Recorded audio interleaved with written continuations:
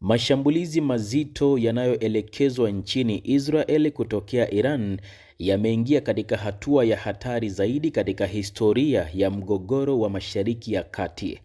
Wataalamu wa masuala mbalimbali, hasa masuala ya kiusalama, wanasema kuwa hii si tena vita ya kivuli bali ni vita ya wazi yenye mwelekeo wa kubadilisha mizani ya nguvu duniani. Katika taarifa zilizovuja kupitia mitandao mbalimbali ya kijamii na vyanzo vya usalama wa kimataifa, inaelezwa mashambulizi hayo yamekuwa makali kiasi cha kuleta taharuki ndani ya Israel, na kwamba hata mfumo wa ulinzi wa anga wa Israel, yani Iron Dome, umepata changamoto kubwa kutokana na wingi na kasi ya makombora na ndege zisizo na rubani kutoka Iran. Lakini jambo linalozua mjadala mkubwa ni taarifa zinazoenea kwa kasi sana zinazoeleza kuwa Waziri Mkuu wa Israel Benjamin Netanyahu amepotea katika mazingira ya kutatanisha, ambapo baadhi ya mitandao ya kijamii imeripoti kuwa hata vikosi vya ujasusi vya Israel havijui ni wapi alipo kiongozi huyo, huku wengine wakidai kwamba huenda amejificha katika eneo lisilojulikana kama sehemu ya mbinu za kivita na usalama wa juu. Wengine wanadai kuwa Benjamin Netanyahu amejificha kimkakati katika eneo maalum kama sehemu ya mbinu za kivita, lakini mpaka sasa hakuna uthibitisho wa wazi kuhusu taarifa hizo. Wakati uvumi kuhusu hatima ya Benjamin Netanyahu ukiendelea, macho ya dunia yote yameelekezwa Tehran nchini Iran, ambako kaimu kiongozi mkuu wa Iran Ayatollah Ali Reza Arafi ametoa tamko kali linaloashiria mwanzo wa zama mpya za vita. Katika hotuba yake nzito iliyorushwa live na televisheni ya kitaifa, Arafi alisema kwa sauti yenye uthabiti, na nukuu, "Muda wa mazungumzo umekwisha. Marekani wamechagua kwa makusudi kuvuka mstari mwekundu, ule usioweza kurekebishika. Kwa kuanzisha vita hivi, wamesaini hukumu yao ya kifo wenyewe. Hawajui lini wala vipi upanga utawashukia, lakini ni sisi ndio tunaoshikilia uzi wake." Kiongozi huyo aliendelea kwa maneno mazito zaidi, naendelea kunukuu, "Wanatutisha kwa kivuli cha nyuklia wakiwa wamepofushwa na kiburi chao. Hawana hata fununu ya upeo halisi wa nguvu zetu wala kile tulichonacho tayari. Kuhusu Israel, hatima yake tayari imeamuliwa. Kila shambulio, kila uhalifu, kila mateso waliosababisha vitawarejea kama dhoruba. Watabaki ndani ya shabaha yetu wakiwa wazi, dhaifu, huku wakifuatiliwa."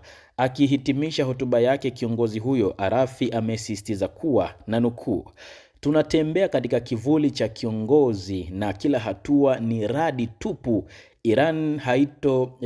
Iran haitopinda. Iran itashinda daima." Maneno hayo ya kiongozi huyo yameelezwa na wachambuzi kuwa ni ishara ya wazi ya vita kamili, huku Iran ikionyesha kujiamini katika uwezo wake wa kijeshi na kijasusi.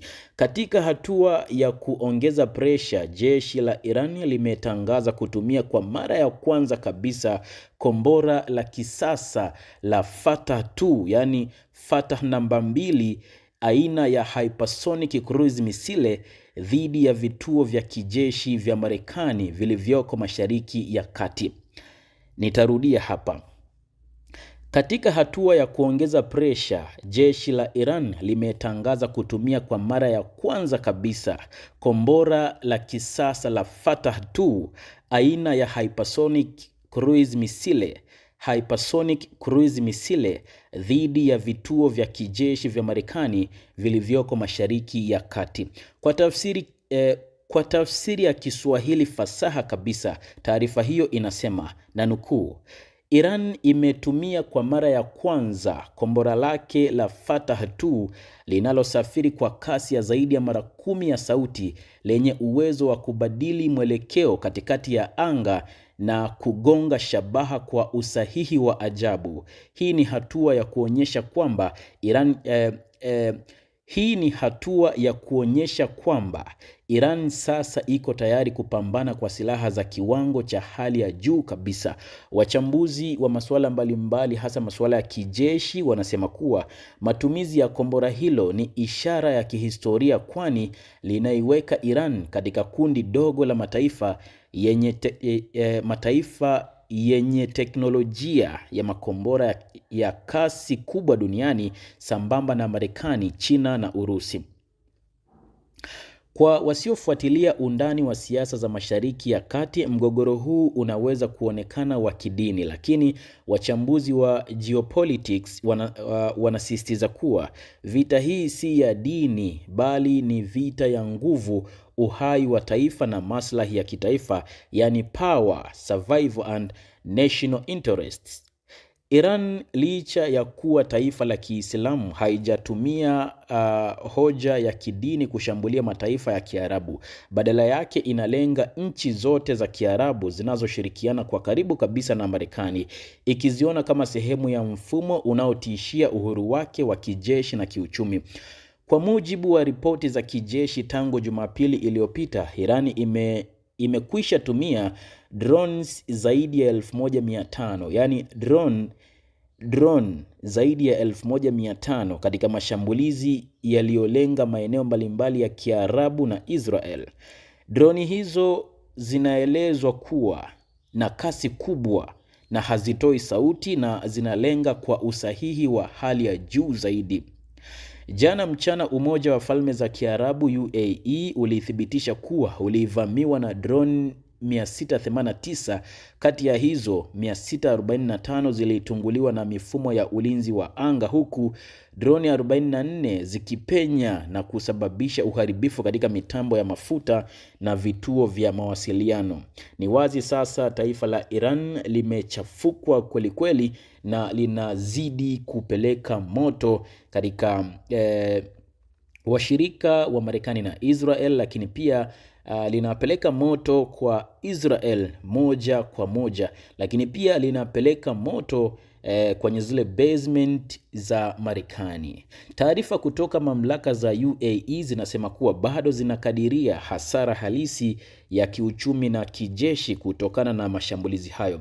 Lakini pia kabla ya kwenda mbali zaidi, naomba nikupitishe kwenye habari ambayo nimeipata hapa muda huu. Ni kwamba taifa la Iran lipo, ama inadaiwa kwamba taifa la Iran lipo katika mikakati ya kuhakikisha kwamba linampoteza kiongozi wa Israel ambaye ni waziri mkuu wa nchi hiyo Benjamin Netanyahu, kwamba lipo katika mikakati ya kupoteza uhai wake, na hii ikiwa ni sehemu ya kulipa kisasi juu ya kiongozi wao mkuu Ayatollah Ali Khamenei ambaye ameuawa kupitia uzinduzi wa mashambulizi ya Marekani na Israel. Ni taarifa ambayo nimeipata muda huu wakati na kusogezea habari hii, lakini ni taarifa ambayo haijathibitishwa ama haijapewa uthibitisho.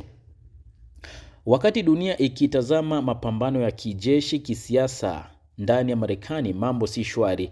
Katika taarifa kwa vyombo vya habari, Senator Chuck Schumer amesema kuwa taifa lao la Marekani limejikuta katikati ya vita ambavyo wananchi hawakutaka, na kwamba maamuzi yaliyosababisha mgogoro huu ni ya kibinafsi kabisa na ya haraka kutoka kwa Rais Donald Trump.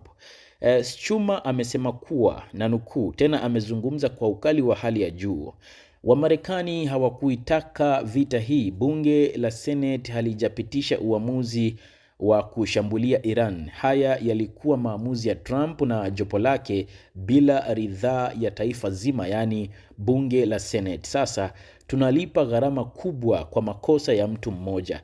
Ameongeza kuwa taifa hilo linapaswa kujikita katika kuimarisha uchumi wake wa ndani badala ya kuanzisha migogoro mipya isiyo na tija. Kauli hiyo imezua mijadala mikali katikati ya Washington, huku wachambuzi wakisema inaweza kufungua ukurasa mpya wa kisiasa katika uchaguzi ujao wa Marekani.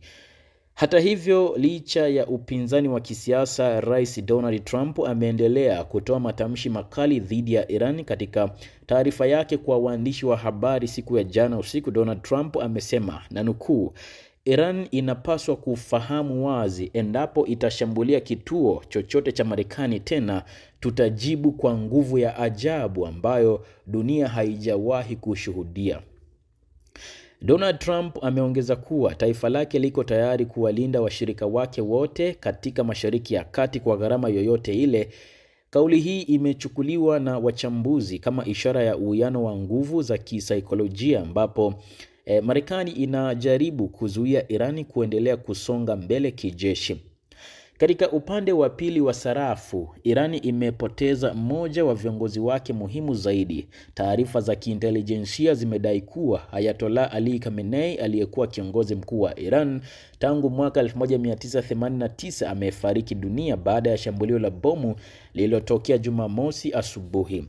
Ayatollah Ali Khamenei, ambaye tangu mwaka 1981 alinusurika jaribio la kuuawa kwa bomu lililomharibu mkono wake wa kulia, alikuwa maarufu kwa umakini wake wa kiusalama. Kwa miaka mingi hakuwahi kukutana na viongozi wa juu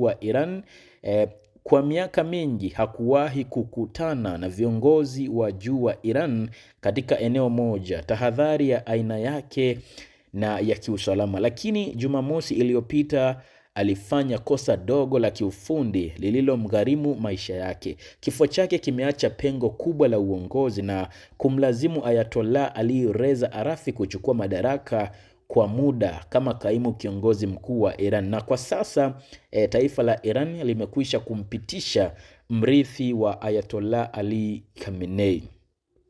Katika kipindi ambacho taifa hilo linakabiliwa na mgogoro mkubwa zaidi katika historia yake ya kisiasa, Iran kwa sasa wamekwisha teua kiongozi mrithi wa Ayatollah Ali Khamenei aliyeuawa siku za hivi karibuni. Kwa sasa maelfu ya raia katika mataifa ya Ghuba wameripotiwa kuhama maeneo ya mpakani.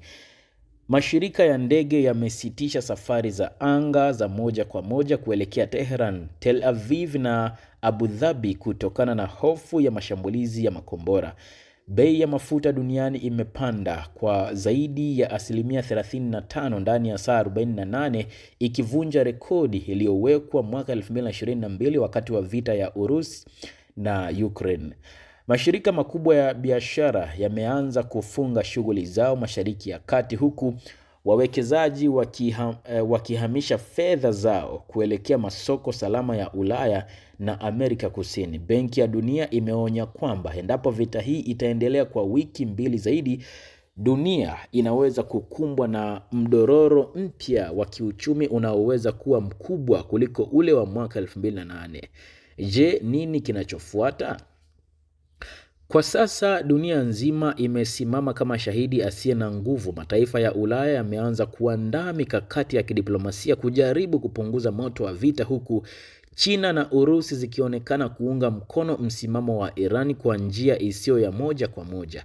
Lakini wachambuzi wengi wanakubaliana kwamba vita hii inaweza kuwa mabadiliko ya kihistoria katika uhusiano wa kimataifa. Ikiwa Marekani na Israel wataendelea na mashambulizi, Iran inaweza kujibu kwa nguvu kubwa zaidi, jambo litakaloweza kusababisha kupanuka kwa mgogoro huu hadi katika kiwango cha dunia nzima.